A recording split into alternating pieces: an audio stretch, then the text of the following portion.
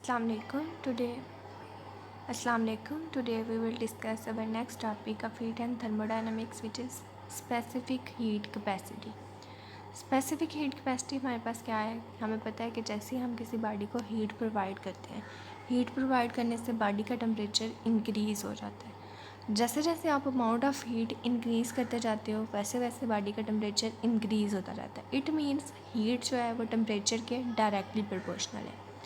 The temperature of body generally increases when it is heated. The increase in temperature dT is found to be proportional to amount of heat dQ absorbed by the body.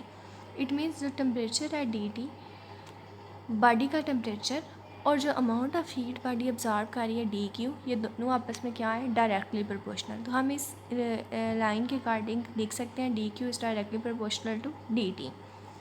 It is also found that quantity of heat dQ required to raise temperature dt of body is proportional to mass of that body।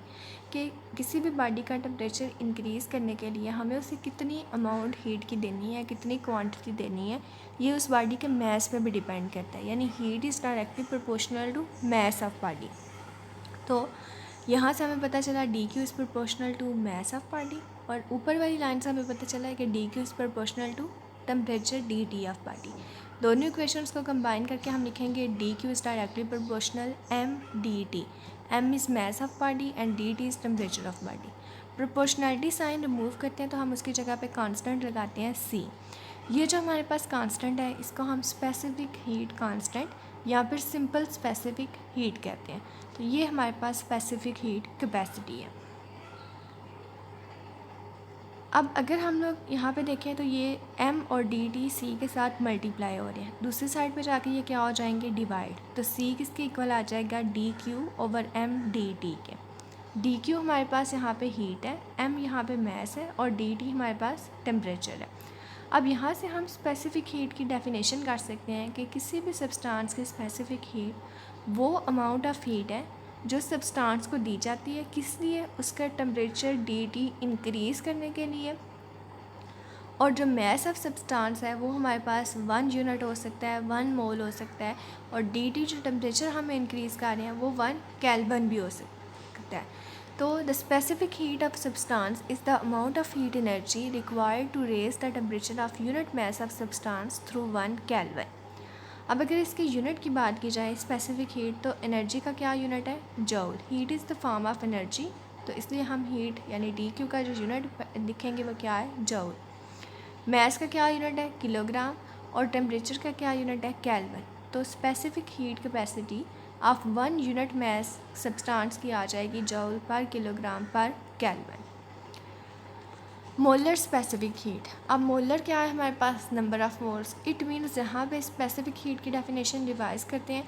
Specific heat वो amount of heat है जो हम किसी भी body किसी unit mess को दे रहे थे उसका टेम्परेचर 1 केल्विन तक इंक्रीज़ करने के लिए। अब हम यूनिट मैस की बजाय 1 मोल का वर्ड यूज़ करेंगे कि मोलर स्पेसिफिक हीट क्या होगी। Molar specific heat of substance is the amount of heat energy required to raise the temperature of 1 mole of substance through 1 kelvin. एक मोल सब्सटेंस का 1 kelvin temperature increase करने के लिए जितनी हीट हम उसे रिक्वायर्ड होगी उस हीट को हम क्या कहेंगे, molar specific heat. Molar specific heat का ऐसा यूनिट देखते हैं, इसमें हमारे पास जूल, पीछे हमने यूनिट पढ़ा था जूल पर किलोग्राम केल्विन। अब वहाँ पे मैस था, यहाँ पे नंबर ऑफ़ मोल्स है, तो नंबर ऑफ़ मोल्स के लिए हम लोग यूनिट कौन सा यूज़ करते हैं, mole. C is equal to D Q over M D T था, यहाँ पे हमने m को n से रिप्लेस कर दिया विच इज़ नंबर ऑफ़ मोल, क्योंकि हम यहाँ पे कितने मोल यूज़ कर रहे हैं, 1 मोल। तो molar specific heat is the amount of heat which is required to raise the temperature of 1 mole of substance through 1 kelvin. Molar specific heat at constant volume, constant volume में means हमारे पास specific heat की definition कि हमने body का temperature increase करना है 1 kelvin तक और उसको अमाउंट ऑफ हीट प्रोवाइड करनी है। मोलर मीन्स हमारे पास 1 मोल ऑफ सब्सटेंस है।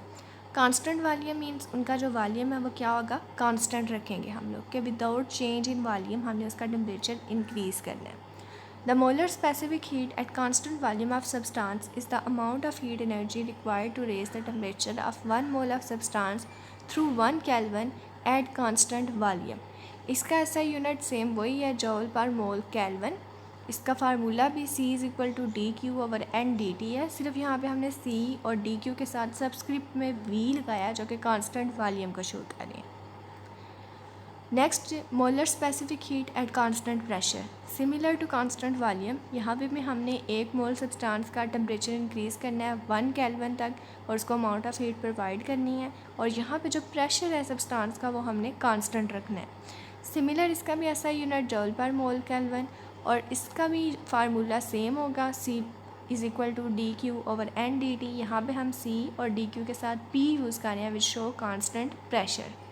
The molar specific heat at constant pressure of a substance is the amount of heat energy required to raise the temperature of 1 mole of a substance through 1 Kelvin at constant pressure. Specific heat capacity of water. Water की specific heat capacity है 4200 joule per kilogram Kelvin. It means अगर हमने 1 kilogram water का temperature 1 kelvin तक increase करना है तो हमें उसे 4200 जॉल एनर्जी प्रोवाइड करना पड़ेगी। The specific heat of dry soil is 8-10 जॉल पर किलोग्राम केल्विन।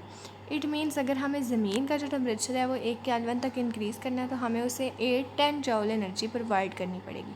अब अगर हम दोनों को कंपेयर करें तो जो ज़मीन का टेम्परेचर है, ज़मीन की जो स्पेसिफिक हीट की वैल्यू है वो वाटर के मुकाबले में बहुत कम है। इट मीन्स ज़मीन जो है वो बहुत जल्दी हीट अप हो जाएगी as compare to water. As a result, the temperature of soil would increase 5 times more than the same mass of water by the same amount of heat. Thus, the temperature of land rises and falls more rapidly than that of sea. यही वजह है कि जो ज़मीन का temperature है वो ज़्यादा रैपिडली राइज़ या फॉल करता है एज़ कम्पेयर टू वाटर। अगर सेम अमाउंट ऑफ हमने वाटर की रखी हो और सेम अमाउंट सॉइल की रखी हो और उनको same amount of heat provide करें तो जो सॉइल का टेम्परेचर है वो ज़्यादा जल्दी इंक्रीज़ करेगा। Hence, temperature variation from summer to winter are much smaller at place near the sea than land far away from the sea. इसीलिए जो समुंदर के करीब वाले इलाके हैं उनमें गर्मियों और सर्दियों में टेम्परेचर वेरिएशन कम होता है एज़ कम्पेयर वो इलाके हैं जो समुंदर से दूर होते हैं। नेक्स्ट है हमारे पास latent heat of fusion. Latent heat of fusion ये है कि हम किसी भी बॉडी को हीट एनर्जी प्रोवाइड कर रहे हैं एक यूनिट में सब्सटेंस को, और हीट एनर्जी प्रोवाइड कर रहे हैं और हम चाह रहे हैं कि उसका जो टेम्परेचर है वो चेंज ना करे, टेम्परेचर कांस्टेंट रहे और वो सब्सटेंस सॉलिड फॉर्म में और वो कन्वर्ट हो जाए लिक्विड में। तो किसी भी यूनिट मास को सॉलिड से लिक्विड में कन्वर्ट करने के लिए विदाउट चेंज इन टेम्परेचर और विद इन कांस्टेंट टेम्परेचर, इसको हम कहते हैं latent heat of fusion. The heat energy required to